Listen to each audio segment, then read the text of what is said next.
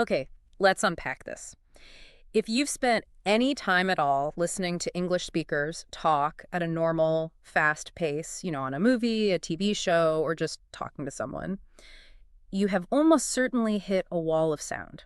Hmm. Everything is clear, and then suddenly a word or a phrase comes out that just makes your brain freeze. That moment of linguistic vertigo. Yeah. You heard sound, but you didn't hear language you actually recognized. We've all been there. Totally. You hear something like, "Gimme that," and you're thinking, "Gimme? Is that a real word?" Right. Is that in the dictionary? Exactly. Or you run into those obligation phrases like hafta and gonna, and they sound absolutely nothing like have to or going to. Not even close. And then there are the weirder ones, the descriptive ones like sorta or tepa, or even, the truly radical one we pulled from the source material, like fruna. Fruna, yeah, that's a deep cut. What did they just say? That's the feeling. And that confusion is, it's entirely understandable.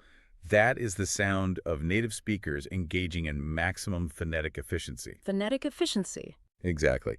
And we've compiled this really detailed stack of sources today, all focused on what linguists call reductions and contractions, to give you the complete shortcut to decoding that rapid-fire speech. So our mission today is, well, it feels absolutely crucial. We are defining these reduced forms, which are usually 2 words condensed, sometimes 3, and really establishing why understanding them is. It's necessary if you want to follow along with any casual English conversation. Exactly.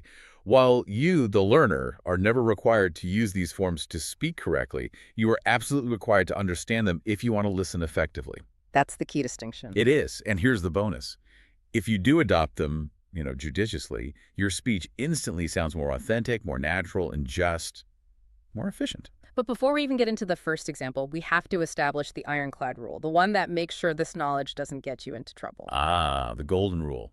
Context is paramount. Yes. These forms are strictly, and I mean strictly, for informal spoken use. Yeah. They are shortcuts of speed and comfort, not a formality. Which means? It means you must never use these in formal writing. Never. Not in an official email, not in a university essay, and definitely not on any standardized English exam, unless the prompt specifically asks you for an example of slang or conversational style. Right. These are linguistic liberties taken among people who are comfortable with each other.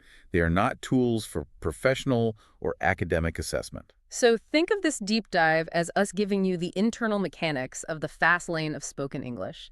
You've been driving perfectly well in the slow lane using the full structure. I am going to the store. A perfectly correct, perfectly clear sentence. Absolutely.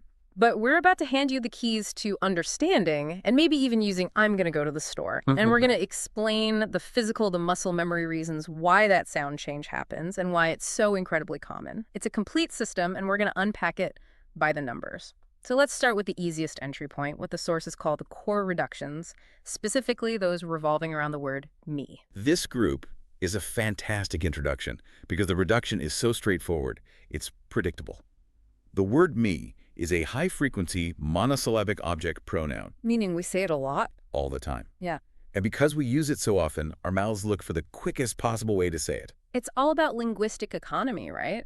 Taking the shortest path. Precisely. The full, robust articulation of me often just vanishes, and the consonant sound before it tends to merge or drop out entirely. Which brings us to the quintessential example. Gimme! Gimme, give plus me. When you say the full phrase, give me that pen, you articulate that distinct V sound, and the 2 words are separate units. Give me. You can feel it. There's a stop. But speed it up, and that Eve sound in give often disappears entirely, and the words just collapse into 2 quick syllables. Gimme. Yeah. The E sound, think about it physically. It requires you to lightly press your lower lip against your upper teeth and engage your vocal cords. It's what we call a voiced fricative. It's an obstruction. An obstruction. I like that. It is. By eliminating that articulation and moving straight to the M sound, which is made with your lips together, you achieve that coveted efficiency. The speaker just doesn't want to engage in 2 distinct mouth movements when one flowing one will do the job. And the mechanism is? It's identical for lemme, isn't it? It's the exact same principle. Lemme. Yeah. Plus me. Let me come with you. So in this case, you're dropping the full articulation of the final T sound in let. That's right. The T sound is a stop. Your tongue has to come up, touch the ridge behind your teeth, stop the air, and then release it. A little puff of air. Yeah. But in lemme, the tongue doesn't bother to finish that full explosion of air before it moves into the M sound of me. It becomes one continuous, smooth movement, lem. So in both gimme and lemme, the words are collapsing together by basically deleting a final consonant in the first word. It's just smoothing the path to the me sound. That's the pattern. These are the easiest reductions to get the hang of because the meaning is entirely transparent and the phonetic shift is minor. It's just focused on removing a single obstructive consonant sound. And they really represent that foundational efficiency rule. They do. If a sound isn't absolutely necessary for meaning, fast speech will try to eliminate it. It's as simple as that. Okay, moving beyond simple object pronouns, let's jump into section 2. Conversational question reductions. Ah, yes. These are phrases built around what is plus another word, and they are the pure essence of spoken, informal English. They really are. They're often used as informal greetings or, immediate requests for clarification or status. What's the situation? And they demonstrate some of the earliest signs of what you might call vowel and a consonant erosion in phrases we use all the time. High-frequency phrases, yeah. The ultimate example of that erosion has to be wassup. What is up? Right. It's barely even 3 words anymore. You see how much linguistic mass is lost there.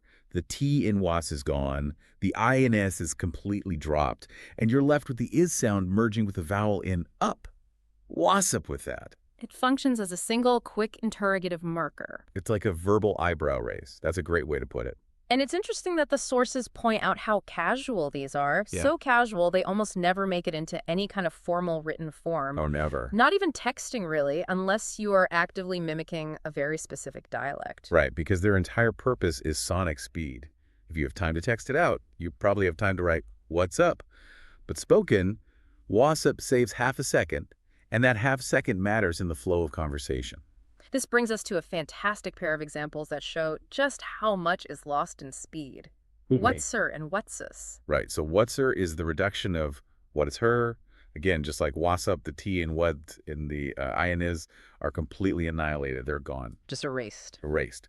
The es sound is fused directly onto the pronoun her. What's her name again? It's so rapid. It sounds like a single word that just sort of dissolved at the end. I can totally imagine a learner hearing that and just struggling to parse where the word boundaries are. And that is the challenge. Word boundaries vanish in connected speech. That's one of the hardest hurdles to overcome. So the masculine parallel is what's this? Yep. What is his? What's his phone number? In both cases, the word is has practically evaporated, leaving only the sound of its final consonant, the es, to bridge the gap.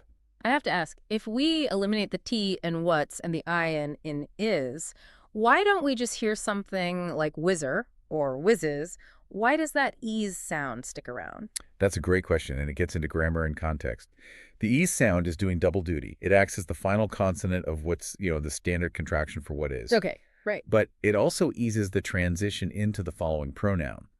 It's the minimal amount of information the listener needs to register that a contraction of is has occurred. So our brains fill in the gaps. Our brains fill in the gaps because these reductions rely so heavily on the context of asking for an identity or a property, a name, a number, a problem. So these are highly specialized tools. They exist solely for the convenience of the speaker in very common, very fast questions. Absolutely. They serve a functional role, but they are fragile. If you remove the surrounding sentence, what's means absolutely nothing. In context, it's instantly clear and highly, highly efficient. Okay, let's move into a section that is absolutely foundational for discussing anything in the past tense that didn't actually happen. A big one. This is section 3, conditional and possibility reductions. This is the word plus have group, and this is where we see a really consistent and critical phonetic pattern emerge. This is a linchpin of conversational English. It's vital because it also helps correct a grammatical error that so many people, native and non-native speakers alike, often make in writing. Oh, I know where you're going with this. We are talking about the mistake of writing could have, might have, or should have. The classic mistake that happens because the spoken form sounds identical to the word of. Precisely. The crucial insight from our source material is that when the auxiliary verb have follows a modal verb like could, might, must, should, would, it consistently reduces to the schwa sound, The schwa. represented by the ending ia. This reduction is purely about speed, but it confirms that the correct grammatical sources have, even though it sounds exactly like the preposition of. Let's define that sound for everyone listening. When we talk about the schwa sound, what is that really? The schwa sound, phonetically it's an upside-down E symbol, is often called the lazy vowel, The lazy vowel. or the filler sound. It's the shortest, least distinct, unstressed vowel sound in English. Think of the A in about, or the E in taken. It's that sound. Right, it's the sound your mouth makes when it's not trying to make any sound at all. That's a perfect description. It requires almost no movement of the mouth or tongue. It's the vocal cord equivalent of idling a car. And by reducing have to this lazy A sound, we make these modal verb phrases incredibly quick and effortless. Okay, armed with the lazy vowel, let's look at the big five. First up, coulda. Could plus have. This discusses a past ability that went unused. You could have told me that yesterday. The sentence is quick, but it carries this heavy implication of a missed opportunity or a consequence. But you can feel the judgment in you could have told me. A little bit, yeah. Next, you have mighta, might plus have. Okay. This discusses a past possibility. She might have gone to the bank today. It's less certain than the next one, musta, but it still expresses a likelihood about something that happened in the past. Then musta, must plus have. This is a strong deduction about the past. She must have taken the train. The T in most candy must often just merges beautifully with that schwa sound, making it a very fluid reduction. The implication is near certainty. You're putting the pieces together. You are. And here are the cornerstones of any hypothetical discussion. Shoulda, should plus have. The language of regret. Oh, absolutely. The expression of regret or past criticism. You should have done something. If you miss this reduction in fast speech, you often lose the past tense entirely and mistake the speaker's regret for a present suggestion. And finally, the fifth one, woulda, would plus have. This is all about conditionality regarding a past event. I would have gone, but I was ill. The source material correctly emphasizes mastering this triad. Shoulda, woulda, coulda. The big three. They are the verbal machinery of discussing the counterfactual past, what might have been, what should have been. That distinction is so critical for a learner. If you hear shoulda, you know the action is finished, the window has closed, and the speaker is reflecting on it. If you miss that reduction, you might just hear should and assume it's a present obligation. Exactly. The consistent phonetic rule that have reduces to the schwa E is your absolute map for this entire category. It allows the learner to instantly recognize that they are dealing with a past tense structure, not a present tense command. So that little A sound carries a huge grammatical weight. A huge amount. It streamlines grammar and meaning into an instant linguistic package. Now we get into the heavy lifting. Section 4. This is where the phonetic shifts stop being simple mergers and start being, well, radical transformations driven by the physical constraints of our mouths. Yes. This is the word plus two group, covering obligation, intention, and necessity. We're going to see sounds literally changing, a voiced V becoming an unvoiced F, a T becoming a D. This is the vocal cord workout. This section features arguably the highest frequency reductions in the entire language because they deal with basic human intentions and necessities. What we want, what we need, what we have to do. And because we use these so often, Our mouths have found the absolute path of least resistance. we have to start with the champion of intention. Gonna. Going plus two. The source notes that gonna is used all the time, and I'd go further. In casual speech, hearing the full going to often feels deliberate, almost over-articulated, like someone is emphasizing something. It can, yeah. The reduction of going to gonna eliminates that second G sound and the full vowel into, leaving us with that flowing schwa at the end. I'm gonna go to the shops. It's just smooth. It's physically easier. You don't have to fully round your lips for the oo sound into. You just let it go. You do. Then we encounter gotta, got plus two. Now, this introduces a major shift, especially noticeable in North American English. The T sound often merges and shifts to sound like a quick D or a light flap of the tongue. So I gotta go becomes I gotta go, but it sounds more like I gotta go. Right. Why? Why does the T sound turn into a D? That's a process called T flapping. It occurs because a T sound is an unvoiced stop. You stop the air with your tongue just behind your teeth, and then you release a small puff of air without any vocal cord vibration. Try it. T-key-T. Right, no buzzing in my throat. Exactly. A D sound is made in almost the same physical position, but it is voiced. Your vocal cords vibrate. D-D-D. Okay, I get that. In rapid speech, especially when that T is between vowels or followed by another sound, the tongue doesn't have time to fully stop the air and fully turn off the vocal cord vibration. So the tongue is lazy, and it just takes the easier path of the D sound, which is smoother. It's the path of least resistance. The D sound requires less aggressive air expulsion, making the transition into the schwa sound of A much smoother and quicker. It's like your tongue is tapping a drum quickly, not forcefully popping a cork. That T to D shift is a hallmark of natural fast speech. Okay, next, the voice to unvoiced shift, which is, it feels counterintuitive, but it's brilliant. Hafta, have plus 2. This is assimilation for maximum ease. Have ends in a voiced V sound. If you say VVV, you can feel your vocal cords buzz. Right. 2 starts with an unvoiced T sound, no buzz. To go rapidly from a voiced consonant to unvoiced consonant requires a sudden, effortful switch of your vocal cords. On then off, it's clunky. So, to solve that problem, the mouth optimizes the sound that comes first. Yes, the mouth shifts the V sound to its unvoiced partner, the F sound hafta. Both V and F are labiodental. They're made with the same mouth position, lips, and teeth. But the F requires no vocal cord vibration, so it perfectly matches the T that follows. Wow. You have to meet him. The mouth has simply aligned the voicing quality of the sounds to save time.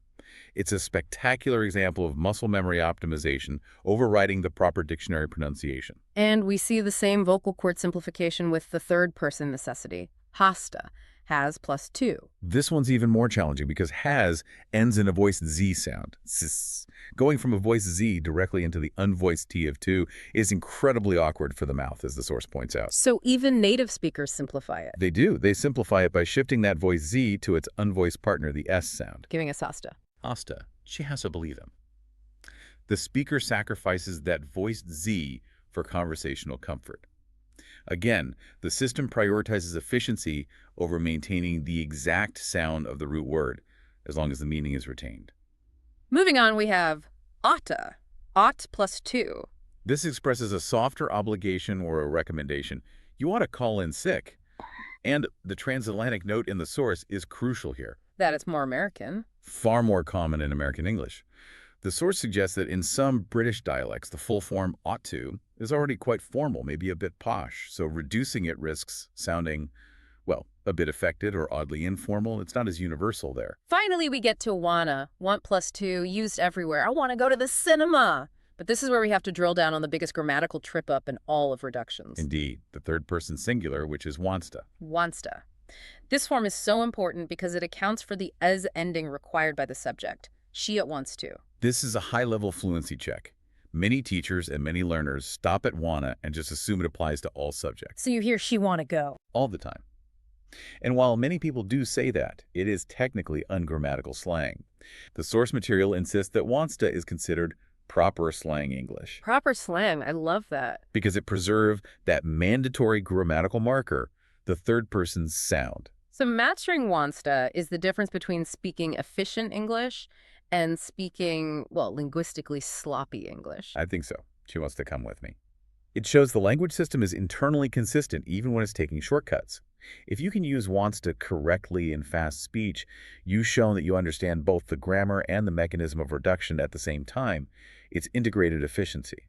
All right, let's transition into Section 5, descriptive reductions. These focus on quantity, type, or location, and they continue that beautiful consistency we saw earlier, the word plus of group. And the takeaway here is the complete domination of the schwa sound. Again, back to the lazy vowel. Always. Just like with the modal verbs followed by have, the word of almost always reduces completely to that unstressed lazy vowel sound, A. And why is that? Because articulating the full O vowel and the final S or E consonant in of is simply too much effort when it's squeezed between high-frequency nouns and descriptors. It gets crushed. And the champion of this group is kind of reducing to kinda. I genuinely struggle to remember the last time I heard someone say kind of in a casual conversation. It's endemic. I kind of like it. It's used to soften preferences or express an approximate quality. The reduction saves time and injects a sense of casualness. It's less definitive. And it maintains its form in the plural, which is interesting. Kinds of becomes kenza. Yep. The plural is sound is retained, which, because it's a voiced sound, often sounds more like a Z, and it merges directly with the schwa. I've got loads of kinds of teas in my cupboard, and that flows us right into the quantity reductions. Loadsa becomes loadsa. That voiced ziz sound in loads transitions smoothly right into the schwa. And we also see lots of reducing to lotsa. There are lots of people here. And its singular partner, lot of reduces to lotta, she's had a lot of boyfriends. This entire group just shows how consistently the word of dissolves into that single fleeting schwa sound, purely to minimize the movement of the mouth while communicating quantity. It's a system. This ability to chain reductions together is what truly separates fast speech from careful speech, take out of, which becomes outa. Mm-hmm. We could combine the necessity reduction we just learned. I have to get out of here. That's 3 full words. I have to reduce to 2 flowing syllables, and then 2 more words out of, reduced to 2 flowing syllables. It's like an auditory machine gun. That combination, have to get out of here, demonstrates maximum efficiency. You're not just saving one sound, you're eliminating all the unnecessary obstacles between 4 high-frequency words. It's beautiful in a way. We also have the specific descriptive reductions. Sort of becomes sorta. What sort of chocolate's that? And type of becomes typa. It's a type of dark chocolate. These are essential for talking about categories informally. They're vital because they govern classification. If you miss that reduction, you might miss the question entirely. You might hear, what sort that chocolate? And it just doesn't compute. Now we hit the oddball, the one that challenges the clarity principle. Front of reducing to frina. Frina. This reduction is unique and it's challenging. The source labels it unusual, used in spoken slang, but almost never written down. I can see why. If you think about the source words, front of the A, with the T at the end of front being dropped, and the O of becoming that sh sound, and then merging with the M and the day. Fruna, I hear what you're saying about efficiency front of is 4 distinct syllables in 3 words, reduced to 2 syllables, fruna. But is that 1 syllable saved really worth such a radical phonetic change that you risk clarity? That's the perfect question, and it illustrates the trade-off in all language reduction. Efficiency versus intelligibility. In the case of fruna, the word front is nasal. It ends in int. Your tongue's already positioned forward in the mouth. By using a quick oo or schwa sound and maintaining that double N sound fruna, the speaker is prioritizing a continuous nasal airflow. They avoid the distinct stop of the T and the distinct lip and teeth movement required for the full V in of. It's about maintaining a smooth nasal flow rather than executing sharp stops. So it's all about keeping the sound moving through the nose. Precisely. And remember, this is regional, highly informal slang. Native speakers in that context know exactly what it means, which allows for this radical phonetic license to exist. It shows the extreme end of how far linguistic shortcuts can go when clarity is supported entirely by immediate context. Park in front of the house. If you hear that, you understand immediately where the parking spot is. No confusion. Let's move to the largest and most phonetically complex battlefield. Section 6. The big one. This is connected speech and interrogative reductions involving word plus U. We are moving from T to D shifts and V to MEF shifts into the creation of entirely new merged sounds. The cha and the ja sounds. This is a classic phonological process called palatalization or yod coalescence. That's the technical term. Yod coalescence, okay. When a word ending in a stop consonant like T or D is immediately followed by that high front glide, the Y sound in U, the 2 sounds physically merge in the mouth to form an affricate.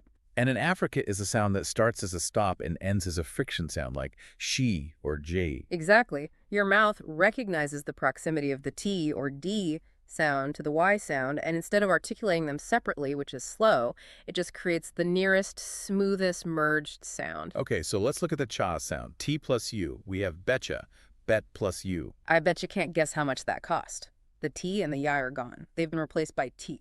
This makes the phrase betcha faster and punchier to say than the original. And the musical example from the source, don'tcha, don't plus you. The Pussycat Dolls song reference is perfect here because it captures how universally accepted this reduction is in pop culture.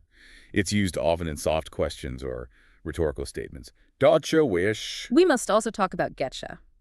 Get plus you. The source material highlights its dual nature. It can sometimes carry a threatening connotation. Right, because the meaning of get you is incredibly versatile. It can mean fetch something for you, retrieve you, understand you, or punish you. And the reduction getcha carries all that freight. It does. I'm going to get you next time I see ya. And that sentence right there, the combination of gonna and getcha and even see ya in one sentence, shows an avalanche of reductions all working in concert. We also have gotcha, got plus you. Oh, near universal. It's a verbal shorthand for I understand, or I caught you, or I got this for you, I got you this for Christmas. The reduction is practically mandatory in casual speech. In the final primary example in this group, wantcha, want plus you. I want you in my office right now. These 5 examples, Betcha, don'tcha, getcha, gotcha, wantcha are the core of the T plus U coalescence. The moment your mouth anticipates the Y sound of U immediately after a T sound, it instinctively shifts to that familiar she sound. Before we move to the ja sounds, there's a simple vowel reduction. Sia, C plus U. This was just a simple gliding reduction. The E sound of C reduces slightly as the tongue prepares for the Y sound of U. I can't see ya. It's pure phonetic streamlining. It eliminates the need to fully articulate two separate vowel or glide sounds. Now for the largest subcategory, the interrogative group, where D or T plus U leads to ja or da, this is complex because we're fusing the way word, the auxiliary verb, and the pronoun. We can't just rattle through these. We need to pause and savor the complexity here. Absolutely. We are essentially eliminating the auxiliary verb entirely and fusing the remainder with you. This happened primarily in questions where did or do precedes the word you. Starting with didja, did plus U. Did you go to the gym today? The D in did and the Y in you collapse into that D-sha sound. That G sound is the voice version of the chi sound we just discussed. It requires less air and is quicker than articulating did and you separately. Then we tackle the ambiguity of how'd ya. This reduction has two potential meanings. How do you or how would you? Precisely. And it's all about context. If it's how do you, it's asking about preference or method. How would you like your coffee? If it's how would you, it's conditional. How do you do that? Meaning, how would you approach that problem? The listener determines the meaning entirely based on the context and the tense of the following verb. And then the subtle, almost imperceptible difference with how'd ya, how plus did plus you. Right. How'd you specifically refers to the past tense. How'd you do that? Meaning, how did you achieve that past result? The difference between how'd ya and how Jay did is often just the stress and the slight vocal emphasis that native speakers place on the remnant of that auxiliary verb. So for the learner, what's the strategy? Recognize the J sound first, and then use the context to deduce the tense. That's the most reliable way.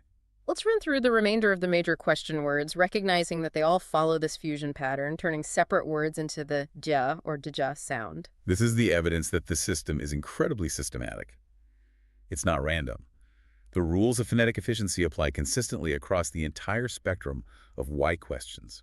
Wataya, what plus R or do plus you. Very, very common. Where hi doing? Doing. Or what do you think you're doing? What do you think you're doing? Yeah. Again, context is your only guide. What did what plus did or do plus you? Example. What you tell him yesterday? Yamaja.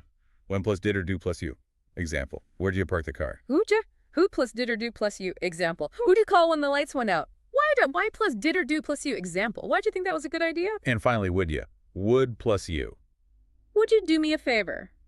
This one is essential for making polite but informal requests. This exhaustive list really demonstrates that when a question word is paired with a common auxiliary verb and followed by the high-frequency pronoun you, the default linguistic response is to coalesce those sounds. It is. If you can hear ja or cha, you know exactly which words have collapsed. It's the sonic footprint of speed. You are hearing the collision point of connected speech. Our final key reduction, which is an amazing piece of conversational shorthand, is dunno, don't know. Dunno is truly fascinating because it is so heavily reduced that the pronoun I is often dropped entirely. It can function as a standalone, complete sentence. Yes, just dunno. Exactly. The source notes the two spellings, D-O-N-N-O or D-U-N-N-O, with the U version suggesting that schwa or lazy vowel is creeping in. Yes. The speaker eliminates the auxiliary verb do, reduces the vowel in don't, and simplifies the entire phrase I don't know into two quick syllables. Its versatility allows you to say, I don't know, or simply dunno, saving valuable milliseconds. It embodies the pinnacle of conversational shorthand. It really does. It eliminates the negative auxiliary verb, the internal vowel, and often the initial subject pronoun when the context allows for that much efficiency. And the social implication of dunno, it implies a very casual, non-committal, maybe even slightly bored answer, doesn't it? It does. You wouldn't use dunno when answering a formal question in a job interview. Precisely. The reduction itself signals the speaker's level of formality and engagement. The greater the reduction, the higher the level of informality. Okay, let's zoom out and just look at the structure we just navigated. We've covered 6 major mechanisms for decoding the fast lane of English. We have The object-pronoun merger in the me group, the simple contraction erosion in the what is group, the crucial grammatical reduction of have to a, the complex phonetic transformations in the to group, the quantitative reduction of to a, and that powerful palatalization of the U group. So the primary takeaway we have to reiterate is that this is not about vocabulary. This is about sound recognition. That's it. This knowledge is the key to turning that confusing wall of noise into clear, parsed sentences. It allows you to move forward in understanding conversational English quickly and much more thoroughly. For you, the learner, integrating this means you're moving past the stiff, formal textbook language and truly grasping the natural cadence and flow of the language as it is spoken day to day. You now have the linguistic tools to identify the how behind the sound change, which is half the battle. And we covered some dramatic phonetic shifts today, all driven by this desire to conserve muscle movement and air. We saw the T to D voicing change in gada, Right. the V to F unvoicing shift in hafta, and the TD plus Y coalescence into cha or ja. 3 fundamentally different ways the mouth cheats for efficiency. And that leads us to our final provocative thought for you to carry forward. Considering those 3 major types of phonetic shifts, the voicing change, the unvoicing change, and the creation of entirely new, merged sounds to coalescence, which one do you think is the most challenging for the mouth to execute? Or, conversely, which one offers the most efficient pathway? Is it easier to simply flip a voiced consonant to an unvoiced one, like in hafta? Or is it a greater physical advantage to completely merge 2 adjacent sounds into a single j or she sound, like in dija? And furthermore, think about why this kind of consistent linguistic streamlining, this constant effort to save energy, is such a universal constant in fast speech across all languages, not just English. We encourage you to seek out native media now, not just listening for the meaning, but specifically for the sound changes. That's great advice. Pause when you hear hafta and try to feel the F sound in your mouth. Notice when you hear wujja and recognize that fused ja sound. That's the real homework, using your newfound knowledge to analyze the system in real time. Thanks for joining us on this deep dive into the language's shortcuts. Our pleasure. Keep listening, keep analyzing, and we'll see you on the next deep dive.